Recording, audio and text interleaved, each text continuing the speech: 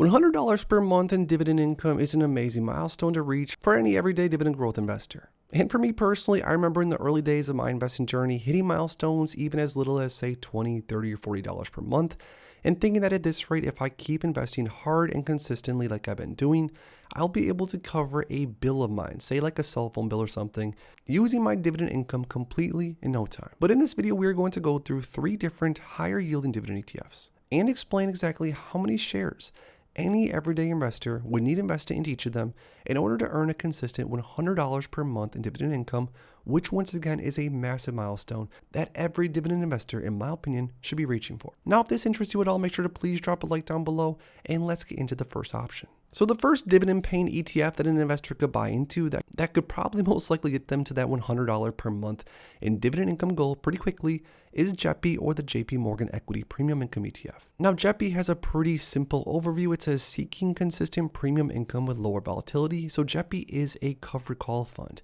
It's an ETF that uses options. And to read a little bit deeper, it says JP Morgan Equity Premium Income ETF seeks to deliver monthly distributable income and equity market exposure with less volatility. It also says the portfolio is a defensive equity portfolio that employs a time-tested bottom-up fundamental research process with stock selection based on a proprietary risk-adjusted stock rankings. And with this discipline option overlay, implementing written out of the money S&P 500 index calls that seek to generate distributable income consistently. Now, JEPI, basically like any other investment, does have some good and some bad. On the max time frame, JEPI is only up around 6.01% as far as ETF price, but because JEPI's dividend is higher than average, a lot of investors aren't too concerned about making much money off the actual price return. Now, looking a little bit deeper into JEPI's dividend, the current trailing 12-month dividend yield is around 9.18%, which was even a bit higher not too long ago.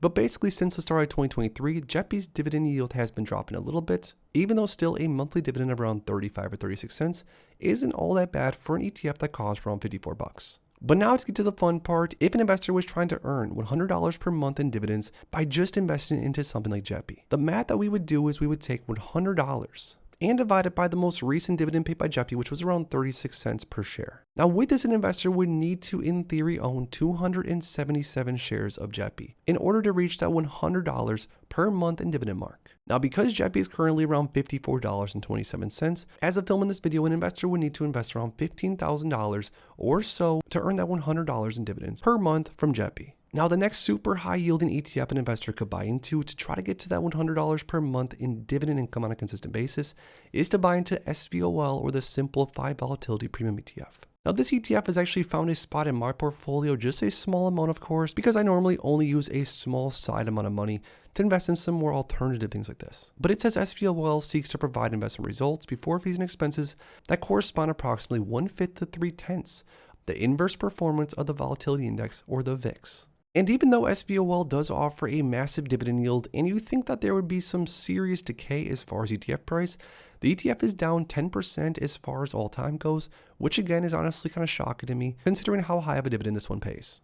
Now, speaking of dividend, this ETF has a 16.55% trailing 12-month dividend yield. It pays a monthly dividend of around 30 or so cents.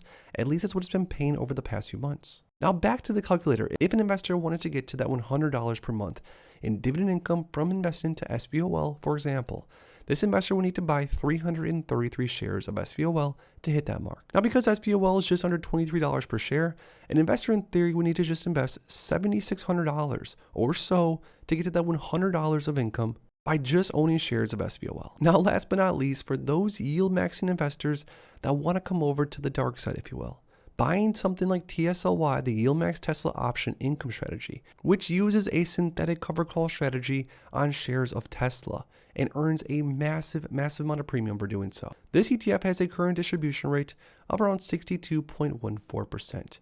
Yes, a dividend yield upwards of 50+%. Now, like I sort of mentioned with SVOL, a lot of these super high yielding ETFs that have these sort of wacky strategies normally see a massive amount of decay, and TSLY is honestly no different, down almost 50% as far as on the max time frame. So believe it or not, some investors are holding shares of TSLY with an average cost basis of like $21 per share, but keep in mind this does not include the dividend, which definitely offsets a lot of, if not all of, the losses which you'll see here in a second. So TSLY currently has a distribution rate of around 60 or so percent. It's absolutely bonkers. The last few dividends paid by TSLY, this Yield Max ETF was anywhere from 58 cents, which was the last 3 months. And then before that, back in August, an 83-cent dividend was paid. Keep in mind, guys, this is on a monthly basis. $1.07 back in July. And then before then, anywhere from around $1 or something around there. Now, before you go ahead and say that sounds too good to be true, why wouldn't everyone just do that? You do have a point there. Considering year to date, the performance of TSLY as far as price performance is down around 13.66%, and on the max time frame, this ETF is now down almost 50%. And keep in mind, this ETF has only been around since around November of 2022. And if you're generally not really aware on how covered call ETFs or how covered calls work in general, this is exactly sort of the risk of this strategy. When selling covered calls, you are going to have a capped upside, as you see here on the screen. But if the underlying reference stock, let's say, or a basket of stocks that the covered call is being sold on drops down significantly within whatever duration, even with the income generated, the premium from the covered call, the overall investment could potentially still lose a lot of value, which is what we've seen across the board from many of these different covered call ETFs. Now, an obvious negative to TSLY, at least so far since this ETF has started, is that the ETF has lost a lot in value over time, but once again, that's sort of normal and sort of to be expected when it comes to the mechanics of this sort of fund. Now, if for whatever reason an investor was really keen on getting their dividend income to $100 per month to, like I said earlier, maybe cover a bill, or honestly just for whatever reason, because the TSLY ETF paid around 58 cents in dividends on a monthly basis over the past few months at least, and keep in mind this number can and will change on an ongoing basis because that's just the nature of this ETF. And if you're interested in this ETF or others, make sure to go through my channel because I do reviews on all these. But if an investor wanted to get to that $100 per month in dividend income mark, an investor would need to buy, in theory, 172 shares of TSLY as of right now in order to hit it. Now, because TSLY is only $11.30, as of filming this video, an investor would need to pay $1,948 and invest that money into TSLY. And if they did so, at least going off of the last few months, they would be able to receive $100 per month in dividends. Now, even though we went through some of the higher yielding options in this video just for sort of fun and just to see how little an investor could invest into certain options and receive $100 per month in dividends, it doesn't mean that any of these investments are good or bad just because of that.